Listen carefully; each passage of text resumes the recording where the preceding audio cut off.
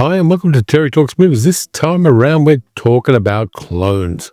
Clones in movies, but we're specifically drilling in on the most recent Bong Joon-ho movie, Mickey 17, starring Robert Pattinson, because that's what I've just seen at the cinema. Clones in movies have been around for a while. There was Multiplicity back in 1995, where Michael Keaton's character thought that his solution to work-life balance was to make 3 clones of himself to keep his wife happy. That movie was not a financial success, oddly enough. And even though it gave Michael Keaton a chance to play 4 characters and Andy McDowell to play somebody who was cucking her husband with 3 of his clones, wasn't a financial success. It was very much a domestic comedy in the very typical 1990s style. That movie is pretty much forgotten now, and it's not surprising that it is. But things got better in cloning movies. In 2009, we got Moon, directed by Duncan Jones, starring Sam Rockwell as a guy called Sam Bell, who is working on the far side of the moon mining helium-3 for energy markets on Earth. Sam Bell reporting to Central. Everything running smoothly. Over and out. Rock and roll. God bless America. He thinks he's going to be going home after 3 years on the job. But then he finds out he's a clone, and that the base he lives in has a warehouse underneath it where clones of him are stacked up like it's a Costco for clones. That movie does it really well. Made on a $5 million budget. It made 9.8, but all the money's there on the screen. Beautiful practical effects, fantastic production design. The only downside of this movie is the fact that the AI that assists him on this base, called Gertie, is voiced by Kevin Spacey. That one has not aged well. If Sony Pictures ever wanted to re-release the movie, my advice would be to get somebody else to do the voiceover. And given that the AI is called Gertie, you could probably get a female actor to do the voiceover, someone like Angelina Jolie perhaps, to replace the voice of Kevin Spacey, but that's just my idea. I like the movie a lot. It's really great. I've got a Blu-ray of it right here. And the Blu-ray is an interesting artifact because there it is there. And if you look down on the bottom, there's a sticker on it saying compatible with PlayStation 3, which is 2 generations old as far as PlayStations are concerned. But I kind of like the sticker being there. I'm not going to take it off. Moon, I recommend highly. Sam Rockwell, who has never been bad in anything, even movies that are of questionable quality like Argyle, never been bad in anything. And in Moon, he is particularly good playing the various clones of Sam Bell. Then in 2017, there was a kind of cloning movie, but not quite, set in a dystopian future called What Happened to Monday. In some markets, it's known as 7 Sisters. And it stars Mimi Rapace as a woman whose mother gave birth to 7 identical children, septuplets. Now, that's not really possible in the real world. It doesn't work like that. The odds against it are astronomically high. But in essence, it acts like they're all 7 clones. And this is in a future when population has expanded and there's a one-child policy, and that any extra children given birth to by any family are put into cryosleep for an indefinite period. How do you plan on hiding this? Starting tomorrow, you will each get to go outside on the day of the week that is your name. And the 7 Sisters are all named after days of the week, and they go to work and do things on their chosen day.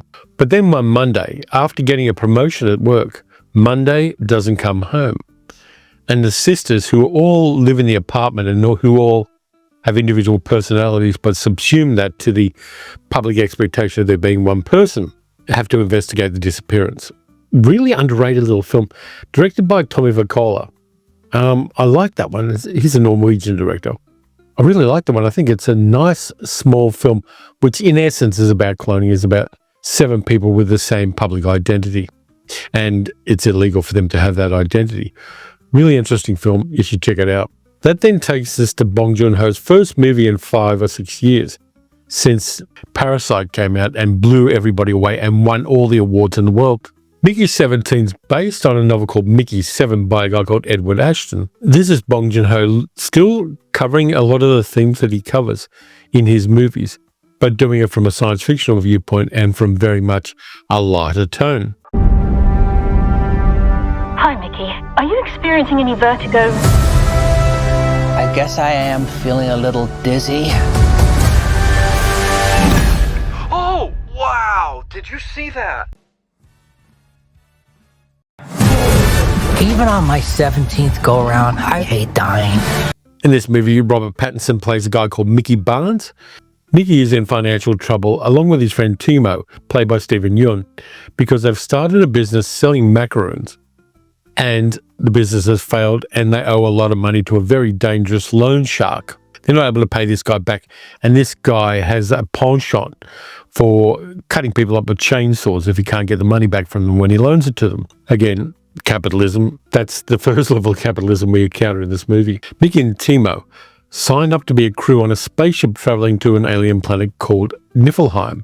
On a 4-year trip to the planet, they're going to colonize the planet along with all the people there. Timo's got an advantage. He can fly, so he gets to be a pilot on the ship.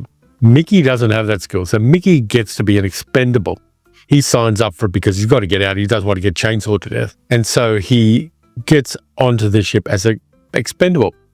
What expendables are is they're people who are cloned. Mickey gets on the ship. He has his brain recorded, essentially. And he dies. And then he is printed out like a 3D printed cup. And his memories are downloaded into the next iteration of Mickey. The expendables are used on this spaceship as canaries in a coal mine. If you want to test something out, you want to test something dangerous out, use a Mickey. At one stage, they decide to test the radiation outside the spaceship as it's traveling near light speed to get to this planet. And so they're putting Mickey outside in a spaceship and ask him to tell them things like when his skin starts to burn from the radiation and when he goes blind. So Mickey is used sadistically as a guinea pig for this expedition. When they get to the planet, they find out that there's a deadly virus on the planet, and various Mickeys are used to test the vaccines that they develop for this particular virus. And he dies in each case until finally Mickey 17 survives the process and is then sent off to help the exploration of the planet. So he goes off on a flight to explore this ice planet, falls through a crack in the ice, lands on his back 40 meters down and doesn't die. Timo doesn't rescue him because he doesn't. They're just going to print out another Mickey the next day. And Mickey is rescued by a native life form called the Creepers. Creepers are named by the guy who is in charge of this expedition and the colony, a former politician called Kenneth Marshall, played by Mark Ruffalo, who, along with his wife Ilfa, played by Toni Collette, Marshall runs the spaceship and the colony as an authoritarian leader. He limits the calories people can have. He has a whole bunch of arbitrary rules by which people must live. And he does pretty well for himself, along with his wife, who is, it was like him, mad as a cut snake. But here's the twist. Mickey is rescued and brought back to the surface by the Creepers. And he finds his way back to the colony ship, not knowing until he gets there that Mickey 18 has been printed and he's getting close to Nasha, Mickey's girlfriend, played by Naomi Ackie, who doesn't have the reaction Mickey expects her to have when she finds out that Mickey 17 and Mickey 18 are alive at the same time. She wants to have a threesome, basically. Marshall wants to exterminate the Creepers because they're in the way of the colonization process, but he doesn't know that they're very well organized and they're very intelligent creatures, and that the ability exists to communicate with them and do something more meaningful than just slaughtering them so you've got some real estate. That's your setup. I'm not going to tell you how it ends. I'm not going to do any spoilers on it that aren't in the trailer. Here's the cool thing. There's a number of cool things. First off, this is Bong Joon-ho staying true to the theme that's been in a number of his movies, which is that rich people and capitalism are the cause of all evils in the world. Marshall is a combination of Trump, Musk, and an evangelical huckster. Toni Collette's Ilfa is kind of Lady Macbeth in the deal, though she is more interested in creating interesting sources for her food, because she thinks the highest state of human civilization is to have really good sauce on your food. Meanwhile, most of the people in the colony are eating dry wafers of some kind of protein. The interesting thing about this is this film was made in 2023, and there's a scene where there's an assassination attempt on Marshall where he gets clipped by a bullet on the cheek, which is prophetic, because there was that thing when Trump got nicked in the ear by a piece of perspex that came off one of the shields around him when he was doing a speech in Ohio or wherever it was. So this movie predicted that in an odd way. And Ruffalo giving us another grotesque in the same way he gave us a really grotesque character in Poor Things is really creepy. He's got enormous enamels on his teeth. He's got bouffant hair. He's whiny. He's not intelligent. His wife has to prompt him about things because he can't remember them. He is a grotesque and a comic grotesque because this movie is a comedy. It's not like Blazing Saddles ha-ha comedy, but it's a subtle tongue-in-cheek comedy, and it plays that way. Pattinson is really great playing all of the Mickeys, and the Mickeys are kind of bewildered because the world is doing things around them. He is at the bottom rung of the small society in which he lives, and yet he is the man who ultimately saves it.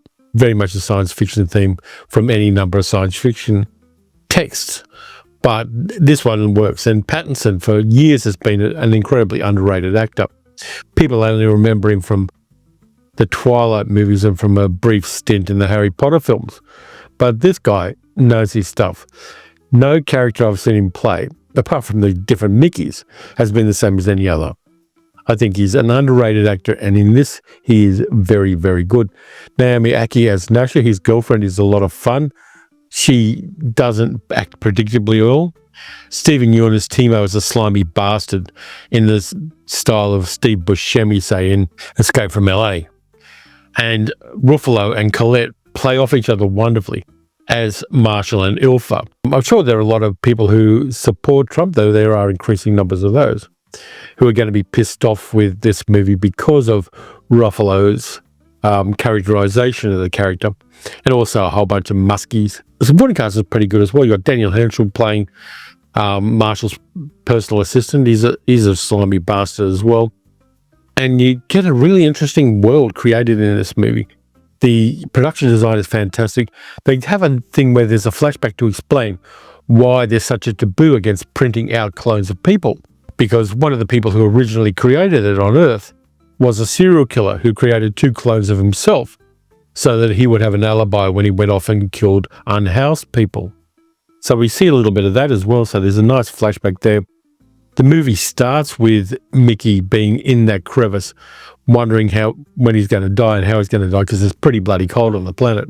And then we flash back to the start of things as well. So, you've got a little bit of a frame story there up to a certain point. This is not the best Bong Joon-ho movie, but it's fun. It's entertaining. It has something to say about the current situation in the world. And if it had come out in 2023 when it was originally lensed, it would have had less impact than it does now as we discover things that are occurring in the top left-hand corner of the map. Now, so far, the movie cost $118 million, but it's only made $9 million so far, so we don't know whether it's going to make money or not. It's only been released this week.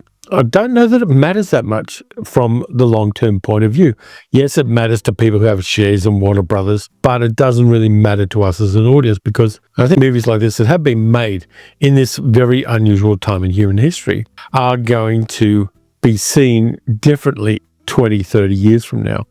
And they're going to be seen as reflecting the times in which you and I live. I think that's cool. I think the movies that ignore the march of history are gutless. There are any number of movies that are ignoring everything that's going on in the world. And that dishonesty and that kind of obfuscation of fact, it's kind of like, what it feels like to me at least is, movies that are made now that don't address what's happening now are like movies made in 1940 that don't address World War II. We are in unusual and dangerous and potentially lethal to a lot of people's situations. You got to at least tick that box. And I think that Mickey 17, and you can make the joke too, that's the 16th sequel to Mickey 1. Movies like Mickey 17 address that, and they address it in an amusing way, they address it in a science fictional way. The evocation of the monsters, the creepers, is bloody marvelous. They are a good science fiction creature invention. As Toni Collette's character says in the movie, they look like croissants covered in shit. Actually, they're covered in fur, but that's her character's point of view. But Mickey 17 you should check out. I think it's a good, honest movie. It also talks about that thing of identity, because each of the Mickeys, as they're printed out, has a somewhat different personality. There was one Mickey that was a creep. There was one Mickey that was incredibly passive. Mickey 17 himself is erratic and horny, and Mickey 18 is much more aggressive and much more angry about the situation of the Mickeys, and has much more of a kind of social conscience, which moves the narrative forward and ultimately leads to the resolution of the film. There is that thing of identity there. There is that thing about people at the top of society who are utterly ruthless, but for some incredible reason, not very bright, and how they crush the aspirations of normal people. That's a theme in this movie. And it's a theme consistent with Bong Joon-ho's filmography. I enjoyed the film. I kind of what came out of it and went, yeah, that's okay. But then thinking about it over the last 24 hours since I've seen it, it's grown on me and it's seeped into me a lot more, giving it time to just process in my mind. And I like that. It's a little bit of a value added, seeing a movie and then having it slowly filter into you and show you things that when you're watching the film, you don't necessarily recognize in the moment. A lot of fun. Highly recommend it. You should check it out. If you're into physical media, you're going to want to get a copy of this because apart from anything else, Bong Joon-ho is one of the most interesting filmmakers we've got going at the moment. And I want to see more things from him, even if it is lesser Bong Joon-ho movies like Mickey 17. I still think the guy's got a point of view, he's got some things to say. And he says them unlike anybody else operating in movies at the moment. So you might want to check that out. I think you're going to have a good time if you do. Pattinson just keeps going from interesting character to interesting character.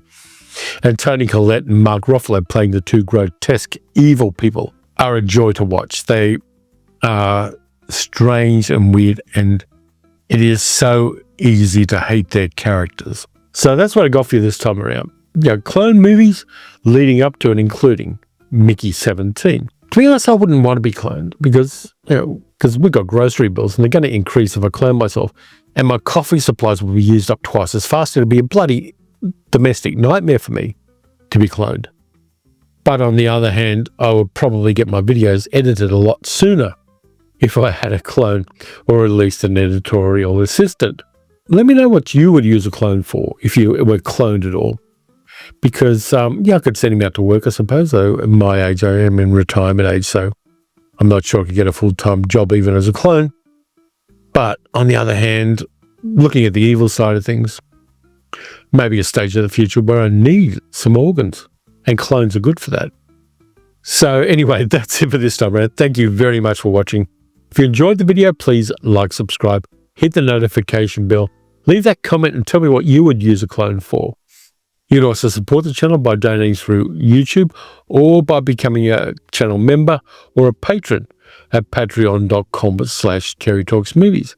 I've got another video up on the second channel, Terry Talks Traveling, where I look at some really weird things in my local area. Check that one out if you could. I want to get some subscribers on that channel because I think it's got potential. I've got some interesting ideas I'm going to use in the future for that channel. But until the next time you see me on this channel, where I'm looking at the new releases from Umbrella Entertainment, which are pretty bloody good. Watch some good movies, watch some bad movies. Watch some movies with clones in them because they're always fun and they give leading actors in particular an opportunity to blossom and just show their chops in a different way. And I'll catch you next time.